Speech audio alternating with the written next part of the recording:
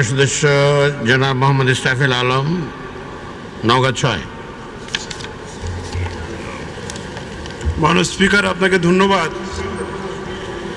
মাননীয় স্পিকার, আপনার সময় 10 মিনিট। আমার বক্তব্যের শুরুতেই মাননীয় প্রধানমন্ত্রীকে, মাননীয় অর্থমন্ত্রী সহ মন্ত্রী পরিষদের সদস্যদেরকে ধন্যবাদ জানাবো যে তারা গত বছরে যে সম্প্রসারণমুখী এবং উচ্চফলনশীল সেই বাজেট বলে যাকে অভিহিত করা হয়েছিল, সে বাজেট বাস্তবায়নের ক্ষেত্রে তারা অত্যন্ত সফলতার পরিচয় দিয়েছেন অতীতের তুলনায়।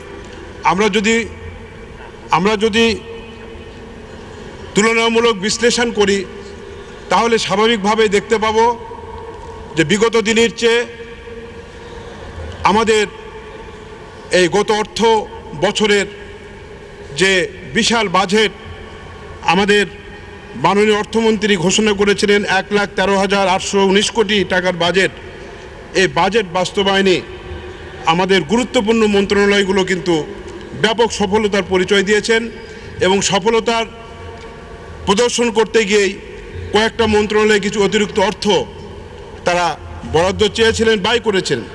দুর্যোগ ব্যবস্থাপনা, শিক্ষা মন্ত্রণালয়, কৃষি মন্ত্রণালয়, প্রতিরক্ষা মন্ত্রণালয়, বন পরিবেশ মন্ত্রণালয়, স্থানীয় সরকার মন্ত্রণালয়, প্রাথমিক গণশিক্ষা মন্ত্রণালয়, সড়ক জনপথ, স্বাস্থ্য পরিবার পরিকল্পনা মন্ত্রণালয়, এই মন্ত্রণালয়গুলো যথার্থভাবে অতিরিক্ত অর্থ ব্যয় করেছেন মাননীয় স্পিকার।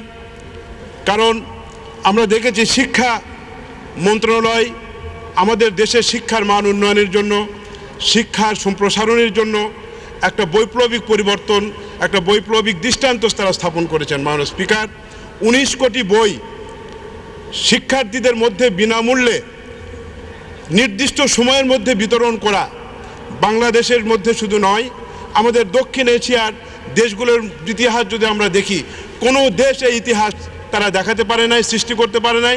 আমাদের এই সরকার ইনশাআল্লাহ নির্দিষ্ট সময়ে 19 কোটি বই শিক্ষার্থীদের মধ্যে বিতরণ করে সেই সফলতা তারা প্রদর্শন করেছে। শুধু তাই নয় মাননীয় স্পিকার, 7 বছর পর এই যে প্রায় 1200 শিক্ষা প্রতিষ্ঠানকে এমপিও করা, এত বড় ঝুঁকি, এত বড় দায়িত্ব গ্রহণ করা, এটা খুব সহজ এবং স্বাভাবিক দায়িত্ব নয়, এটা অনেক বড় দায়িত্ব। এবং প্রাথমিক স্কুলের শিক্ষার্থীদের মধ্যে যে উপবৃত্তি দেওয়া হচ্ছে, ব্যাপক সংখ্যক শিক্ষার্থীদেরকে এই উপবৃত্তি দিতে গিয়েও অনেক পয়সা, অনেক টাকা ব্যয় করতে হচ্ছে। এই জন্য অর্থ মন্ত্রণালয় যে অতিরিক্ত টাকা ব্যয় করেছে এটা জাস্টিফাইড এবং এটাকে অবশ্যই প্রশংসা করা উচিত। কৃষি মন্ত্রণালয়ের কথা মাননীয় স্পিকার, এটা সর্বজন বিদিত যে আমাদের দেশে কৃষি কার্ডের ভিতর দিয়ে প্রান্তিক কৃষকদেরকে এবং মধ্য স্তরের কৃষকদেরকে, যারা ডিজেল চালিত সেচ যন্ত্রের আওতায় আছেন, বিদ্যুৎ চালিত সেচ যন্ত্রের আওতায় আছেন, তাদেরকে সরাসরি ভর্তুকির টাকা তাদের নিজস্ব অ্যাকাউন্টের মাধ্যমে তাদের ব্যাংকে প্রেরণ করা, এ একটা ইতিহাস, এটা একটা বিশাল দৃষ্টান্ত। এবং যে কারণে হতাশাগ্রস্ত কৃষকরা আজকে উৎসাহ পেয়েছে, তাদের মনের মধ্যে শক্তি সৃষ্টি হয়েছে।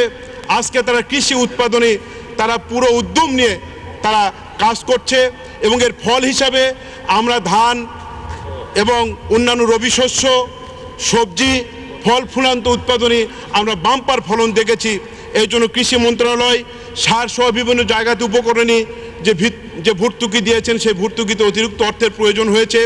এই অর্থ প্রদানকে আমরা ন্যায়সঙ্গত, যুক্তিসঙ্গত এবং বাস্তবসম্মত হিসেবে অভিহিত করতে চাই। মাননীয় স্পিকার, আমাদের সরকার অল্প সময়ের মধ্যে অনেক জায়গাতে, অনেক ক্ষেত্রে অনেক বড় বড় সফলতা অর্জন করেছে। আমরা মাননীয় স্পিকার, আমাদের 80 সালে একটা শ্রমনীতি ছিল, সেই শ্রমনীতিকে যুগোপযোগী করার জন্য, সময় উপযোগী করার জন্য আজকে কমিটি করা হয়েছে। এই শ্রমনীতি আপডেট হবে অল্প সময়ের মধ্যেই। এবং 2006 সালে জোট সরকার যে একটা সীমাবদ্ধ, ত্রুটিযুক্ত, একটা দুর্বল একটা শ্রম আইন পাশ করেছিল, সেই শ্রম আইনকে ILOর কনভেনশন আমাদের সংবিধানের সাথে সামঞ্জস্য